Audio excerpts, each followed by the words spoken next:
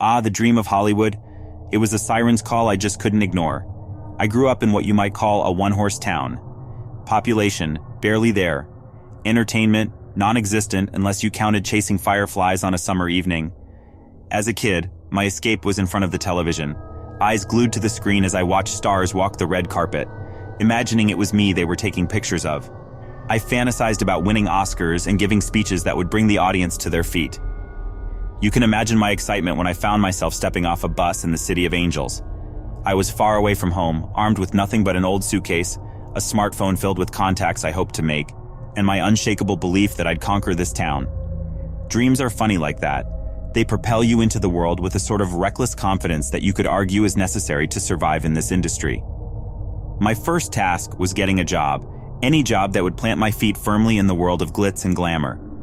After what seemed like an eternity of auditioning for roles that required someone taller, shorter, blonder, or just downright more experienced, I got my big break, a production assistant job on a trendy new TV show. Okay, maybe not an Oscar-worthy role, but hey, you've got to start somewhere, right?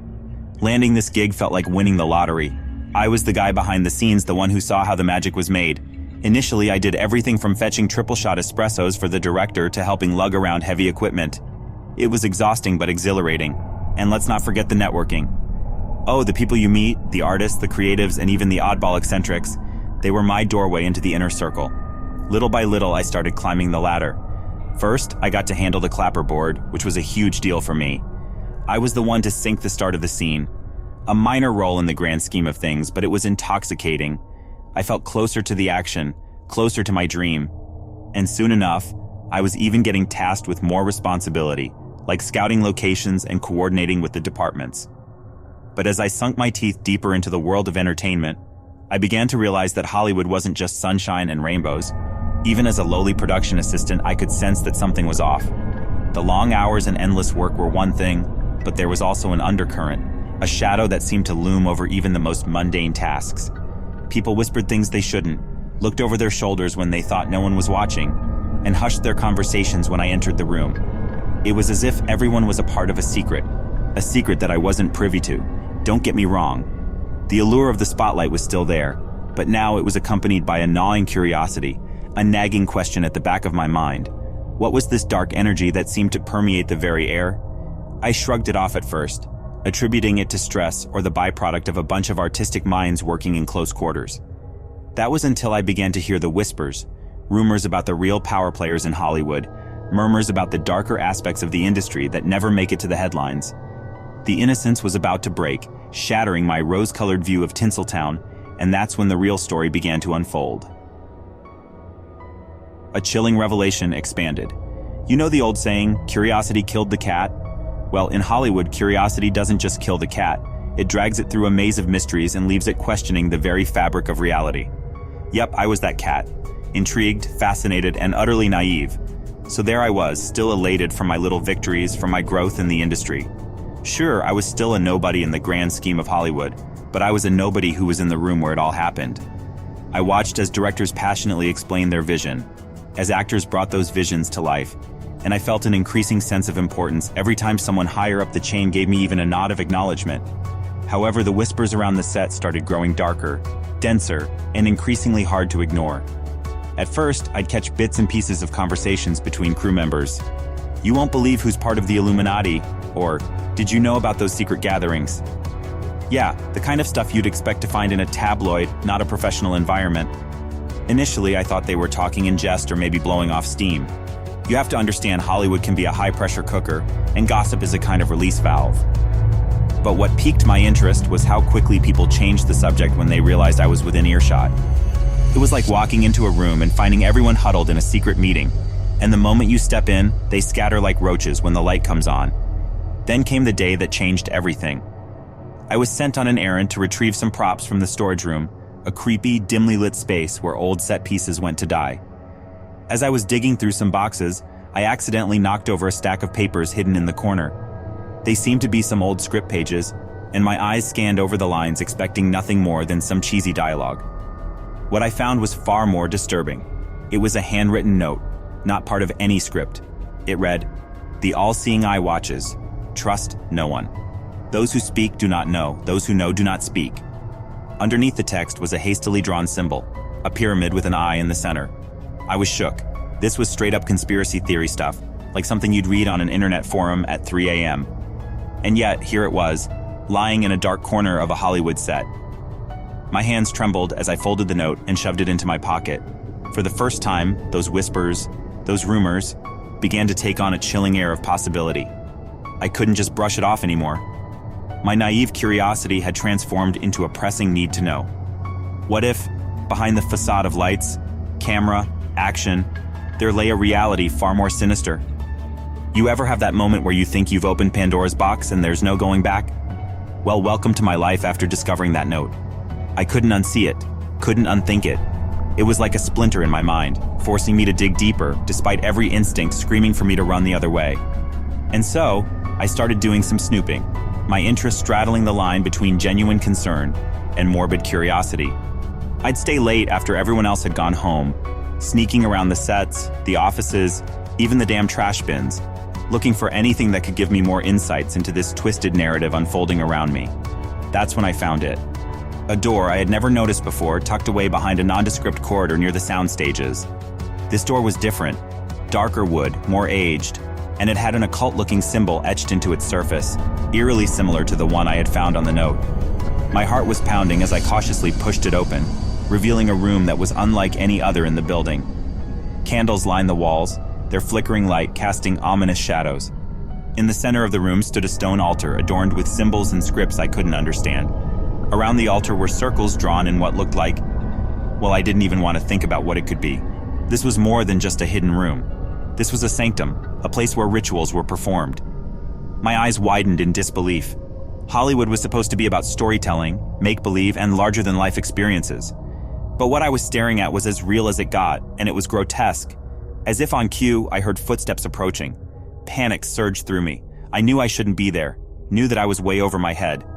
But before I could make my exit, a shadow appeared in the doorway. I hid behind a tall shelf filled with what looked like ancient books and artifacts, my breath shallow, my body frozen in terror. Two figures entered the room, their faces obscured by hooded robes.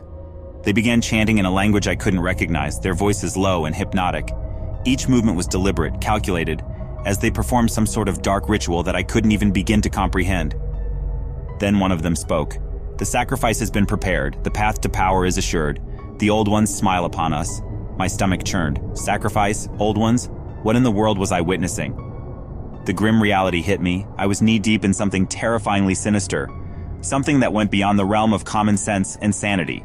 And for the first time, I questioned not just the morality of the industry I was so desperate to be a part of, but also my own safety within it. Close calls and paranoia expanded.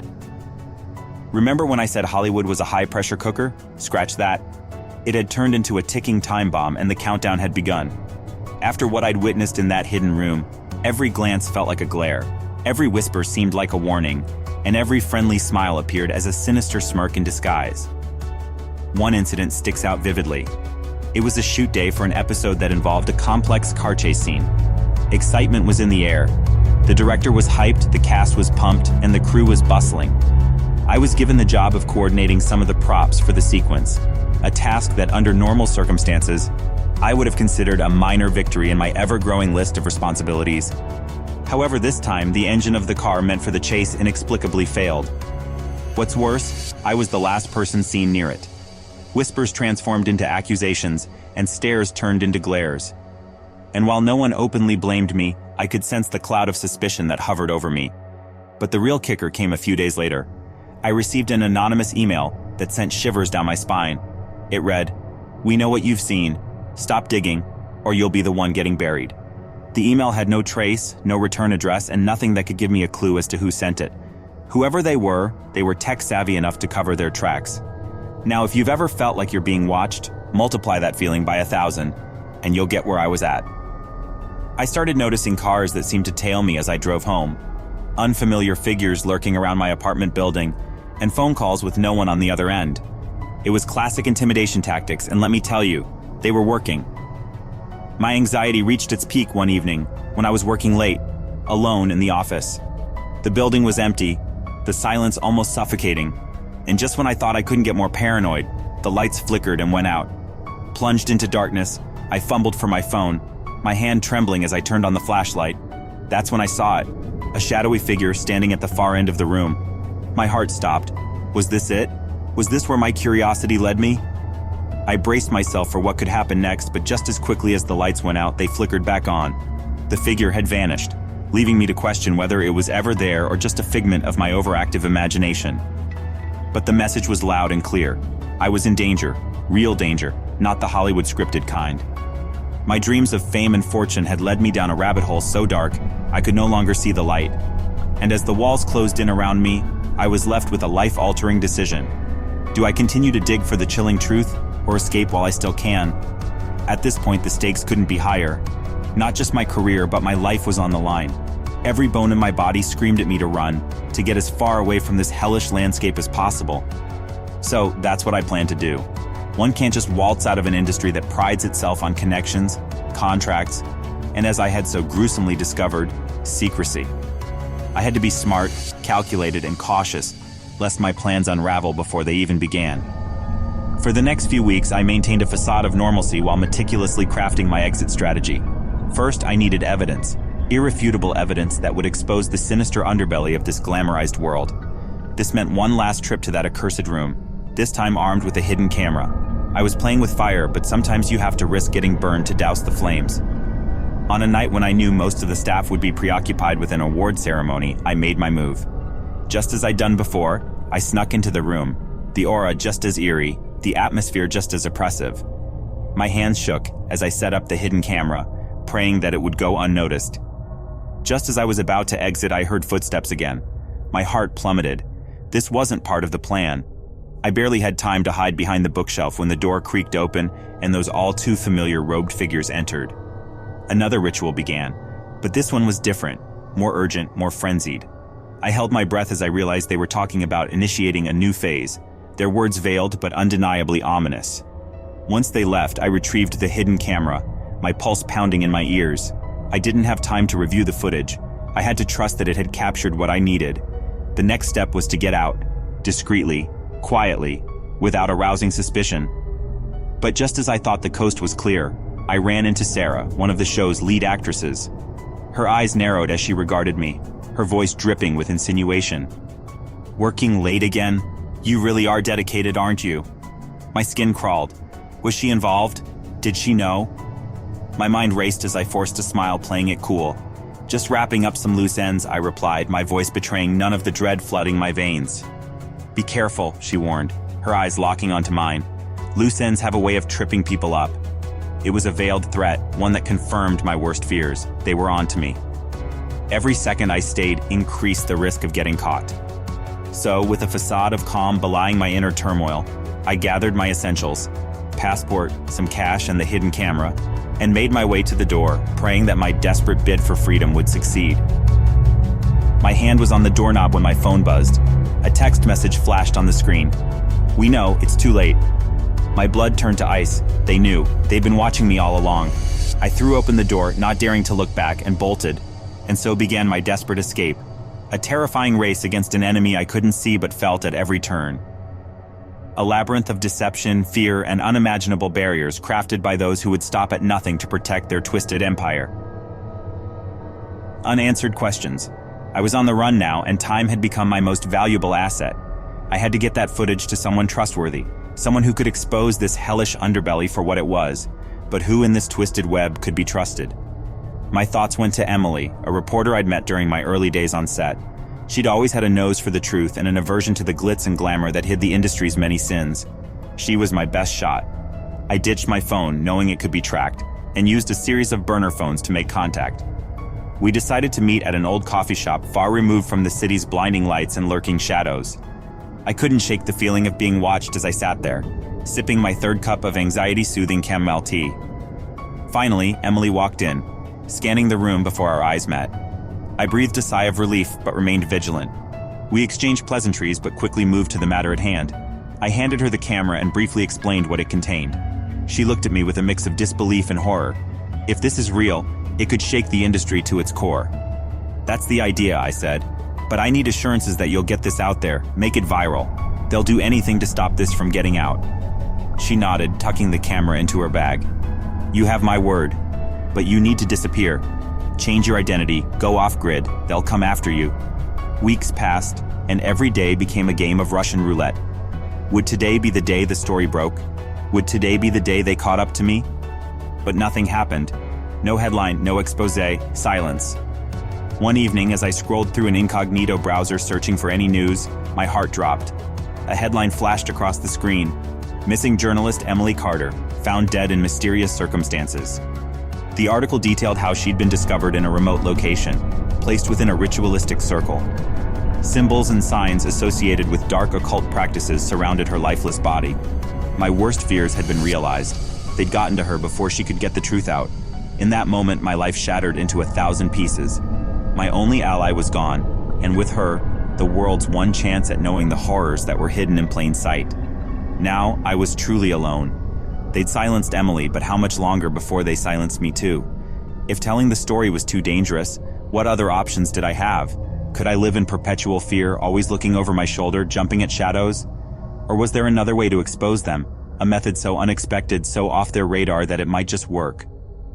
As I sat pondering this, I realized the grim reality. Emily was gone, but that only made my resolve stronger. For her, for me, and for every naive dreamer who thought fame and fortune were the epitome of success, the fight had to go on. So here I am writing this, my story, Emily's story, our story. I might be their next target, but if you're reading this, it means the flame of truth still flickers. I've started working on something so big even they won't see it coming. The truth will be revealed, even if it costs me everything. Until then, I remain in the shadows, haunted by the countless others ensnared in this twisted game of power and deceit. And as I wonder about the untold horrors that continue to fester, the unanswered questions claw at my soul, begging for justice. But they can't hide forever. And when the time comes, I'll be ready.